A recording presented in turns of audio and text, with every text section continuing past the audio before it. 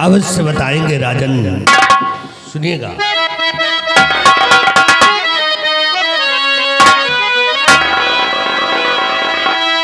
तो हर तरह से नगर अपना खुशहाल है, हर तरह से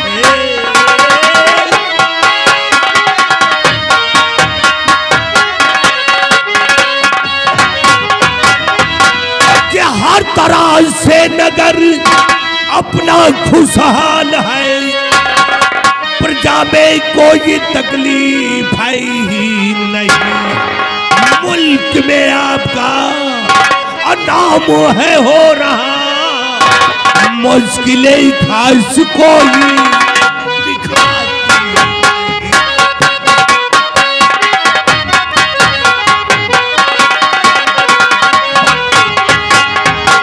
मेरे दानवी सम्राट, आपके इस मुल्क के अंदर किसी को किसी प्रकार की परेशानी नहीं है, और यही नहीं चारों तरफ से भ्रमण करके मैंने देखा राजन, आपकी सारी जनता, आपकी सारी प्रजा आपके नाम से जय जयकार करती है।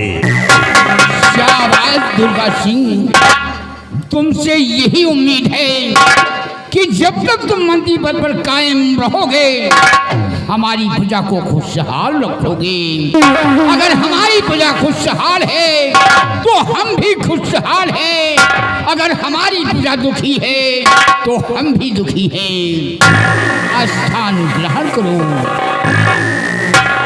हमारे बहादुर सेनापति निर्भय सिंह आज भरी दरबार सेना के बारे में कुछ जानकारी लेना चाहते हैं। तो कहिए मेरे जहांपना, कहिए मेरे जहांपना, आप मुझसे सेना के विषय में क्या जानकारी प्राप्त करना चाहते हैं महाराज? तो भी अपनी सेना की सारी खबर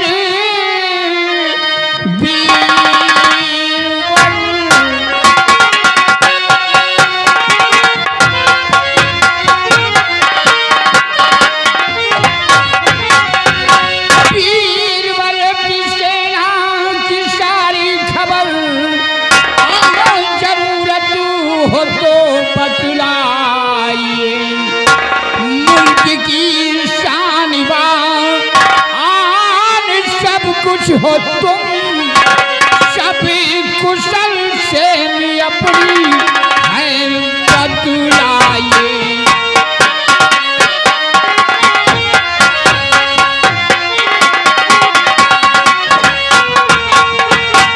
कहिए मेरे बीरबल, सीमा के क्या अहवाल है? मेरे दानवी सम्राट, यानी आप ये जानना चाहते हैं कि सीमा और सेना के क्या अहवाल हैं, तो सुनिए महाराज, इस विषय में मैं आपसे बता रहा हूं महाराज।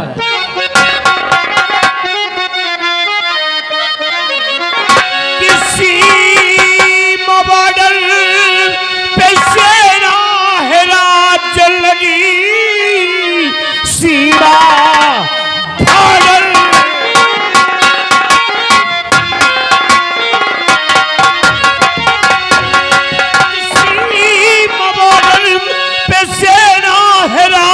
लगी, चिंता करने की कोई जरूरत नहीं, आप बेफिक्र रहिए और महाराज जी दुश्मनों के ठिकाने पे सेना लगी।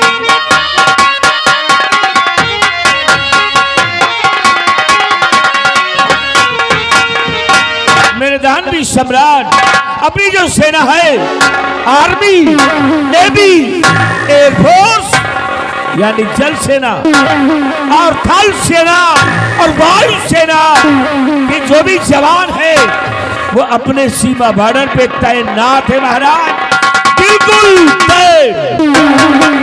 शाबाश मेरे बहादुर, वाह निर्भय सिंह वाह। तुम्हारी बहादुरी पे मुझे नाज है, तुम्हारे इन बाजुओं की ताकत पे मुझे फख्र है कि जब तक तुम अपनी फौज लेकर सीमा पे कार्यरत रहोगे, कोई भी दुश्मन, कोई भी आतंकवादी सीमा पे प्रवेश नहीं कर पाएगा। महाराज, ये आपका कहना और आपका सोचना बिल्कुल ही सत्य है कि जब तक मैं और हमारे अन्य साथी सीमा बॉर्डर पे मौजूद हैं, तब तक कोई भी दुश्मन या कि कोई आतंकवादी सीमा बॉर्डर को प्रवेश नहीं कर सकता। और यदि कोई प्रवेश करने की जरूरत करेगा तो सीमा बॉर्डर पे ही बेमौत मार दिया जाएगा, क्योंकि अपने बाद जो सैनिक हैं, जैसे बटालियन नंबर 34 और बटालियन नंबर 45 और बटालियन नंबर 66 के ऐसे जाबाज जवान जो अपने सीमा बॉर्डर पे तैनात है महाराज, बिल्कुल ही तय। तुम सत्य कहते हो निर्भय सिंह, नोबेल से नौराग सेना की जिम्मेदारी तुम्हारे ऊपर है। और कोई दुश्मन, कोई आतंकवादी चढ़ाई करता है हमारे राज्य में, तो उसकी जिम्मेदारी तुम्हारे ऊपर है।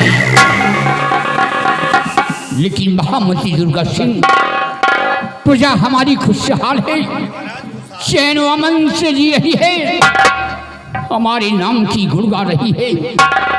और सेनापति निर्भय सिंह, सीमा भी सुरक्षित है, बात सलामत है।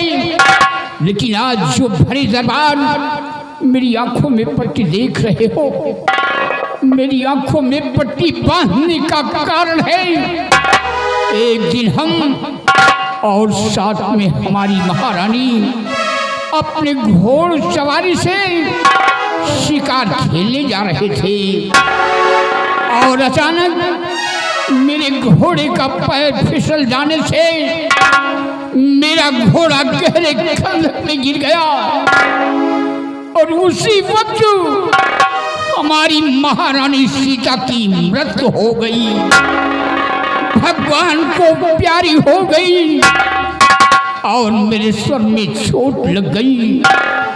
मेरे सर में चोट लग जाने कारण आज मेरी आंखों में रोशनी नहीं है, मेरा इलाज हो रहा है। देखो ईश्वर को क्या मंजूर होता है। सब्र से काम लीजिए राजन, चिंता करने से कोई चीज का समाधान नहीं होता है। ऊपर वाले पे भरोसा रखें आप, एक दिन आपकी आंखों में रोशनी जरूर आ जाएगी।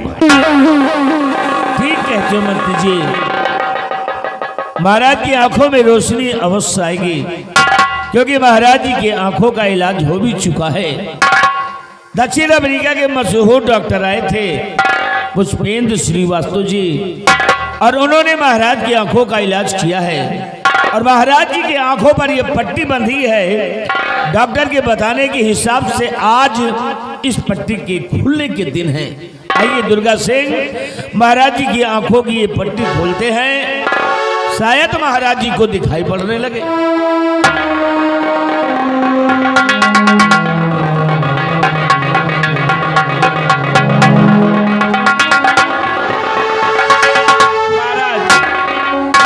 लीजिए, आपके आंख पर बंधी पट्टी खुल गई है, आंखें खोलिए महाराज। नहीं दुर्गा सिंह, मुझे कुछ नहीं दिखाई दे रहा है, मेरी आंखों में रोशनी नहीं है, मैं किसी को देख नहीं सकता, मेरी आंखों में रोशनी नहीं है। अब इस राज का क्या होगा? विक्रमगढ़ राज्य कौन चलाएगा? महाराज अब कहना तो नहीं चाहिए, सब अपने अपने कर्म का फल। हाँ हाँ, तू भगवान है ना, सबके कर्मों का तू बांटता रहता है ना। आरामखोर, अगर इतना बड़ा भगवान होता तो मेरे दरबार में नौकरी नहीं करता। इसी वक्त तुम भवन जाओ, मंत्रीवर हमारी बहन निर्मला को और मेरी बेटी गुणवती को और छोटी बेटी रूपमती को दरबार में तलब किया जाए। महाबली जाओ, महाराज के समस्त परिवार को रात दरबार में उपस्थित करो।